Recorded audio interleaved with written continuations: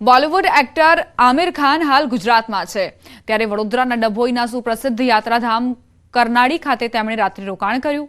ત્યારબાદ આજે વહેલી સવારે સ્ટેચ્યુ ઓફ યુનિટી ખાતે ધ્વજવંદન કાર્યક્રમમાં હાજરી આપી। સ્ટેચ્યુ ઓફ યુનિટીના પરિસરમાં સરદાર સરોવર નર્મદા નિગમ લિમિટેડના ચેરમેન અને ડાયરેક્ટર મુકેશ પુરીના હસ્તે ધ્વજવંદન કરવામાં આવ્યું। અભિનેતા આમિર ખાને પણ રાષ્ટ્રધ્વજને સલામી આપી। આમિર ખાન સ્ટેચ્યુ ઓફ યુનિટીના તમામ પ્રોજેક્ટ પણ નિહાળ્યા।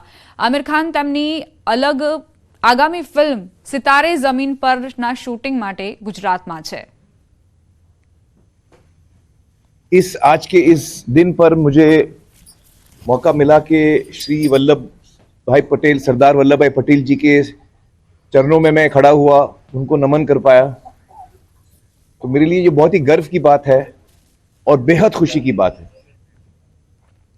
કેડિલા હેલ્થકેરના ચેરપર્સન પંકજ પટેલને પદ્મભૂષણથી સન્માનિત કરાશે।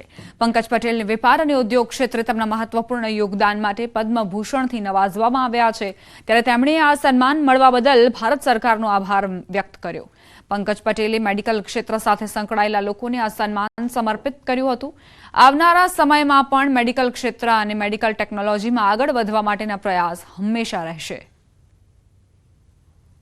I am extremely grateful for this recognition. I dedicate this to all Indian pharmacists, scientists and researchers who have made India self-reliant in health science and are co-creating a future that India will lead with innovation, advancement in medtech and digital technology for betterment in terms of patient care and healthcare at large. ભારતીય કથક નૃત્યાંગના અને choreographer Kumudini લાખિયાનું Bharat સરકાર પદ્મ વિભૂષણથી સન્માન કરશે। કલા ક્ષેત્રે અમૂલ્ય યોગદાન માટે કુમુદિની લાખિયાને પદ્મ વિભૂષણથી સન્માનિત કરાશે। પદ્મ પુરસ્કારની જાહેરાત થતાં જ તેમના પરિવારમાં ખુશી છવાઈ। કુમુદિની બેનની તબિયત નાદુરસ્ત હોવાથી તેમના વતી પરિવારજનોએ આભાર વ્યક્ત કર્યો। કુમુદિની બેનના જમાઈએ કહ્યું કે આ ખુશી અને ગર્વની ક્ષણ છે। તેમની સંસ્થા મારફતે અનેક ઉત્તમ કલાકારો સામે આવ્યા છે અને આવતા રહેશે। उनके कदम institute of centre of dance से उनसे इतने बहुत बड़े बड़े कलाकार आ रहे हैं और आएंगे भी। और उनका स्वास्थ्य सही नहीं है इसीलिए वो बात नहीं कर सकती, लेकिन उनकी तरफ से मैं पूरी मीडिया, गवर्नमेंट ऑफ इंडिया और जो भी हमारे शुभचिंतक है जो फ़ोन कर रहे हैं उनको मैं शुक्रिया करना चाहता हूँ। रोकाईशु एक ब्रेक माटे आप जोता रहो न्यूज़ 18 गुजराती।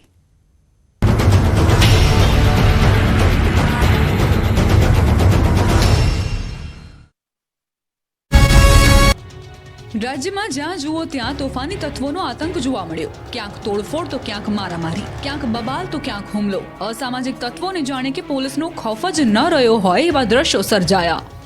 સુરત શહેરના લિંબાયત વિસ્તારમાં જાહેરમાં મારામારીના બનાવનો વિડીયો વાયરલ થયો। લિંબાયતના મારુતિનગરમાં સામાન્ય બાબતે સ્થાનિક લોકો વચ્ચે મારામારી થઈ હતી। વાયરલ થયેલા વિડીયોમાં જોઈ શકાય છે કે સ્થાનિકો વચ્ચે છૂટા હાથની મારામારી થઈ રહી છે। મારામારીની આ ઘટના દરમિયાન એક ચોંકાવનારી ઘટના બને છે। સ્થાનિકો એકબીજાને મારવામાં વ્યસ્ત હોય છે ત્યારે એક શ્વાન પણ ટોળા વચ્ચે આવી જાય છે અને એક વ્યક્તિના પગમાં બચકું ભરી લે છે। આ તરફ જૂનાગઢમાં પણ ગઈકાલે મારામારીના દ્રશ્યો સર્જાયા। માણાવદરમાં રસ્તા મુદ્દે જીનિંગ મિલમાં ધીંગાણું થયું। દગડ રોડ પર જીનિંગ મિલમાં શખ્સોએ મારામારી કરી હતી। ગાડીમાંથી ઉતરીને મિલના માલિક અને કર્મચારી પર હુમલો કરી દીધો। એટલું જ નહીં, મિલની ઓફિસમાં પણ શખ્સે તોડફોડ કરી હતી। સમગ્ર ઘટનાના સીસીટીવી સામે આવ્યા છે। ધોળા દિવસે અસામાજિક તત્વોએ રીતસરનો આતંક મચાવ્યો। હાથમાં લાકડીઓ સાથે આવેલા 4 લોકોએ પાર્લર પર તોડફોડ કરી। અચાનક ઘસી આવેલા 4 લોકોએ પાર્લરમાં તોડફોડ કરતા આસપાસના લોકોમાં ભયનો માહોલ ફેલાયો। જાણે કે પોલીસ અને કાયદાનો સહેજ પણ ડર ન હોય તેમ બેફામ તોડફોડ કરી। દિયોદરમાં આવેલા પાર્લરમાં કોઈ કારણસર 4 લોકો આવ્યા અને લાકડીઓથી મન ફાવે તેમ તોડફોડ કરવા લાગ્યા। તોડફોડની સમગ્ર ઘટના સીસીટીવીમાં કેદ થઈ છે। આ લોકોએ શા માટે પાર્લરમાં તોડફોડ કરી તેનું કારણ જાણી શકાયું નથી, પરંતુ આ સામાજિક તત્વોના આતંકથી સ્થાનિકોમાં ભયનો માહોલ છે। તો બીજી બાજુ બેફામ બનેલા તોફાની તત્વો સામે કાર્યવાહી ન થતા પોલીસની કામગીરી સામે પણ સવાલો ઊભા થઈ રહ્યા છે। માથા ભારે શખ્સોની દાદાગીરી તો જુઓ, આંગળી ચીંધીને લોકોને ધમકાવી રહ્યા છે. પોલીસની હાજરીમાં લોકોને ધમકાવતા માથા ભારે શખ્સોને જાણે કે કોઈનો ડર નથી. સુરતના કતારગામની મણિનગર સોસાયટીમાં પાર્કિંગ મામલે બવાલ થઈ હતી, જેને લઈ 2 શખ્સો દ્વારા જાહેરમાં ધમકી આપવામાં આવી. 2 શખ્સો સોસાયટીમાં આવીને પોલીસની હાજરીમાં જ રહીશોને ધાક ધમકી આપી રહ્યા છે. આ 2 માથા ભારે શખ્સો સોસાયટીના રહીશોને દબાણ કરી રહ્યા હોય તેમ દેખાય છે. વળી નવાઈની વાત તો ત્યારે થાય છે કે જ્યારે પોલીસ પણ ત્યાં હાજર જોવા મળી રહી છે અને આ બંને શખ્સોની હેકડી એવી ને એવી જ છે. તેમણે જાણે કે પોલીસનો ડર ન હોય તેમ પોલીસની સામે પણ રહીશોને દાદાગીરી બતાવી રહ્યા છે. બબાલ કરનારા તોફાની તત્વો પર ફક્ત સામાન્ય કાર્યવાહી કરી મામલાને ઠંડો પાડવા પ્રયાસ કરાતો હોય તેમ દેખાય છે. વડોદરાની એક શાળામાં બાળકો પર મધમાખીઓનું ઝુંડ તૂટી પડ્યું. વડોદરાની ડોક્ટર એન.જે. શાહ સાર્વજનિક હાઈસ્કૂલના ગેટ પાસે મધમાખીઓ ઉડતા અફરાતફરી મચી ગઈ. 4 થી 5 બાળકોને મધમાખીએ ડંખ માર્યા. મધમાખીઓ ઉડતા વિદ્યાર્થીઓની સુરક્ષા માટે સ્કૂલના બારી દરવાજા બંધ કરાયા. એટલું જ નહીં, શાળા 1 કલાક મોડી છોડવાનો નિર્ણય લેવાયો.